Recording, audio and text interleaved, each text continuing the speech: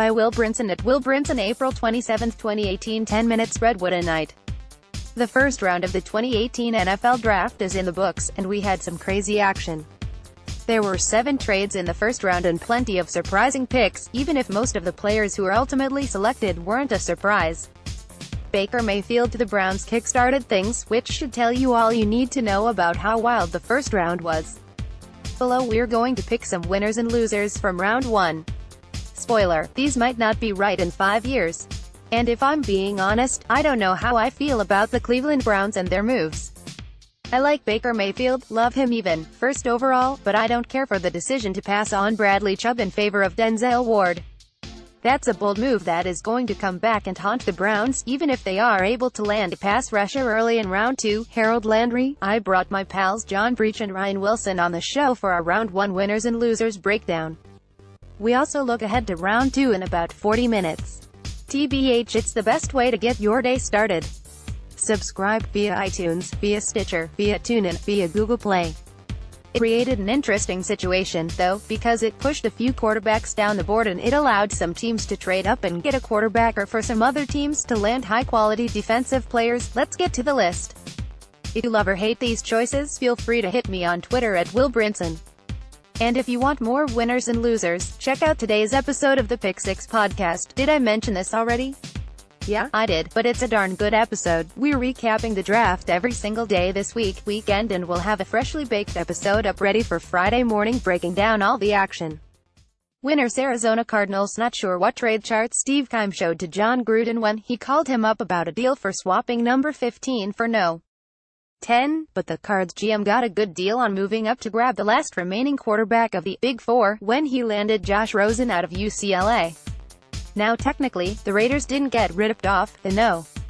10 pick is worth 1,300 points on the old trade value chart, and Gruden and Oakland got 1,275 points in return. However, this was a situation where there was just one of the top quarterbacks on the board and they didn't crank up the cost. The Cardinals were in a bit of desperation to land a young signal caller after missing out on Patrick Mahomes and Deshaun Watson last year, and Rosen could be a stud.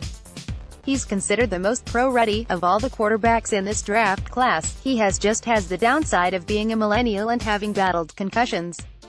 Rosen has at least one pretty impressive quarterback in his corner. Baltimore Ravens. Lamar Jackson. It's a bit of a dagger for Joe Flacco to see the Ravens move up to take another quarterback, but the former Super Bowl champion is 33 years old. He's not a spring chicken and he's battled injuries the last few years. And Jackson is a perfect fit for the Ravens. They can keep playing Flacco now but prepare for the future with Jackson, while also possibly still rostering Robert Griffin III in case they don't want to play Jackson if something happens to Flacco. Offensive coordinator Marty Mornhinweg worked with Michael Vick in Philadelphia. He knows how to handle a mobile quarterback with a snap-pop deep ball arm. It's not lazy to compare Vick and Jackson, it's the only comparison you can make when you see Jackson play. And Jackson is more developed as a passer and more productive as a runner so far in his career too. The Ravens also scooped up Hayden Hurst as a weapon in the passing game, and the South Carolina tight end should help the running game as well, with his ability to get down to the nitty-gritty. Baltimore didn't overhaul its offense or anything, but in Ozzie Newsome's final draft as GM they set themselves up for a potentially bright future with Jackson. It was masterful the way it happened in the draft room tonight. Ozzie Newsome. Baltimore Ravens. At Ravens, April 27, 2018. Newsome isn't wrong, the Ravens were busy. They moved down in a deal with the Bills to acquire number 22, number 65 and number 154, then moved down with the Titans to get no. 125 and no. 215. Then they moved back up with the Eagles, giving up number 125 and a 2019 second-round pick in order to get number 32, to take Jackson and no. 132. That's pretty solid work to get an impact tight end and a potential superstar franchise quarterback at a relative low cost. Los Angeles Chargers. Derwin James is an absolute steal at no. 17. I don't know how else to put it. The Chargers are a potentially loaded defense next year. Joey Bosa and Melvin Ingram rushing the passer is filthy. Casey Hayward, Jason Verrett are a nasty cornerback combination, and throwing James in the mix will do wonders for both the run and pass defense. Gus Bradley's unit has a legitimate shot to be a top 5 defensive unit next year. Los Angeles Rams. They didn't even pick in the first round, but the Rams gave up their first round pick to the Patriots in exchange for Brandon Cooks. Had they been on the clock in the first round, they would have had their choice of any receiver in the draft. The Panthers would pop the cork with DJ Moore, and all respect to DJ Moore, but at this point Carolina would love if he ends up being Brandon Cooks. The draft is just fickle. Same deal with Calvin Ridley to the Falcons. You just don't know, and receivers often don't produce early in their careers. So that's a nice win for the Rams to get value in a receiver there, even if they have to pay him pretty soon. Denver Broncos. Are you kidding me? The Broncos got to hang out at No. 5 overall and landed the best player in the draft. That's how this works in a quarterback-heavy draft, but Denver was gifted when Bradley Chubb fell to the 5th overall pick courtesy of the Browns selecting Denzel Ward with the No. 4 pick. This is not an indictment of Ward, who was the consensus top cornerback on the board and could be a very good player. But passing on a player like Chubb when he falls in your lap with a second top 5 pick is a mistake, and it's one the Broncos took advantage of by snagging Chubb to pair him with Von Miller and Shane Ray. Denver has a sick pass rush now, critical in a division with Phillip Rivers, Patrick Mahomes and Derek Carr on the other rosters. Ryan Shazier. What a freaking moment.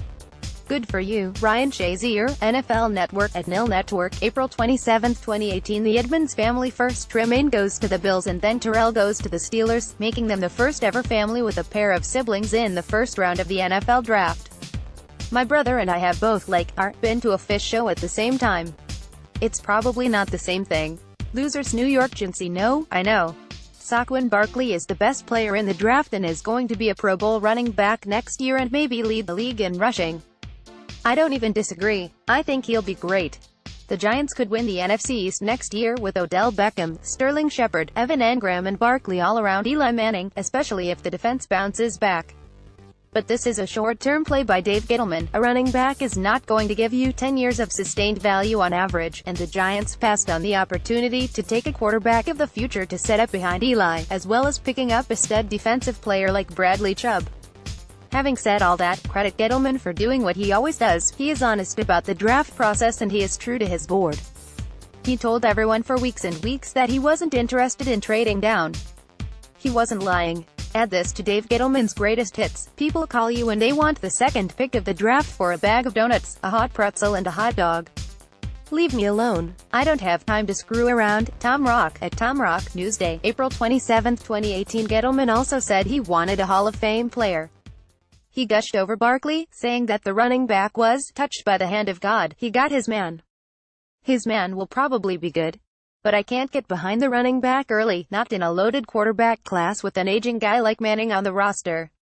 Seattle Seahawks. Rashad Penny is a very nice running back and an explosive player, but for a team with a ton of holes, particularly on the offensive line, it was surprising to see them draft a running back in the first round. John Schneider and Pete Carroll. Do not care for your draft board or your mock draft. This is perfectly fine and it's worked out well for them. In 2012 everyone ripped the draft that netted them Bruce Irvin, Bobby Wagner and Russell Wilson, so color me scared of criticizing them. It's just hard to see them magically establishing the run without improving the offensive line. Fortunately, it turns out that Penny is really good at breaking tackles behind the line of scrimmage. He'll need to be. Buffalo Bills. The Bills have a vision and it involves upside. I like their move to invest in guys with high ceilings, like Allen and Tremaine Edmonds. They might have struck gold with both of them. Pete Prisco gives the Bills high marks with their selections.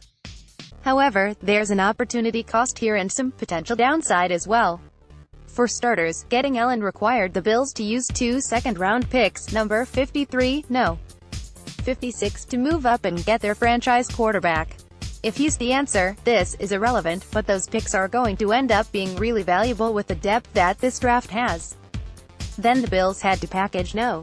22, number 65 and number 154 to move up and get Edmonds. He's a nice value at no. 16 and he's only 19 years old, so his ceiling doesn't really exist right now. But man, that is a lot of draft capital to outlay on 2 players. Now Buffalo has just number 96 left in the 3rd round and then no. 121, no. 154, number 166 and number 187 remaining for the draft. That means they'll come away with a full list of players. 2 first-round picks equate to a first and second-round pick, assuming they don't move much more. But in a deep draft, they sacrificed a lot of picks on a roster that, despite a playoff appearance last year, isn't totally ready. Add having A.J. McCarron and Allen as their top two quarterbacks, and it's fair to question how the offense in Buffalo will look this year. New Orleans Saints. The selection of Marcus Davenport, a fast-rising, postseason prospect who reminds some people of DeMarcus Ware, is perfectly fine. That's a great addition to a defense that was reinvigorated by last year's draft. The price the Saints paid, giving up a 2019 first-round pick, is just too much to move up in the draft and select someone other than a quarterback. Sean Payton's response to the cost of moving up was curious. Funny line from Saints coach Sean Payton when asked about the Saints' penchant for trading up in round 1. He said, "People may say it appears to be a lot. But shoot, what's our country's national debt?" Mike Triplett at Mike Triplett, April 27, 2018. "My house is on fire, but check out that dude's house, it's already burnt down." Compare what they paid for Davenport to what the Packers pulled off, after trading down with the Saints from No. 14 to number 27 and getting the extra pick next year from New Orleans. The Packers moved back up to number 18 by giving the Seahawks No.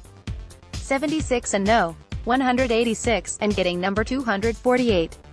Yes, you read that right, the Packers moved down 3 spots and picked up a first-rounder, while losing a third-rounder, to do it. That's great work by Green Bay and a questionable move by the Saints. Again, Davenport might be great, but if the Saints don't win a Super Bowl this year, it's going to look disappointing when they don't have a first-round pick next year. Kirk Cousins. The Vikings' new quarterback didn't get any love in the first round of the draft, with Minnesota selecting Mike Hughes, the cornerback out of UCF. It's probably going to end up being a great pick because whenever Mike Zimmer picks a cornerback in the first round it works out pretty well.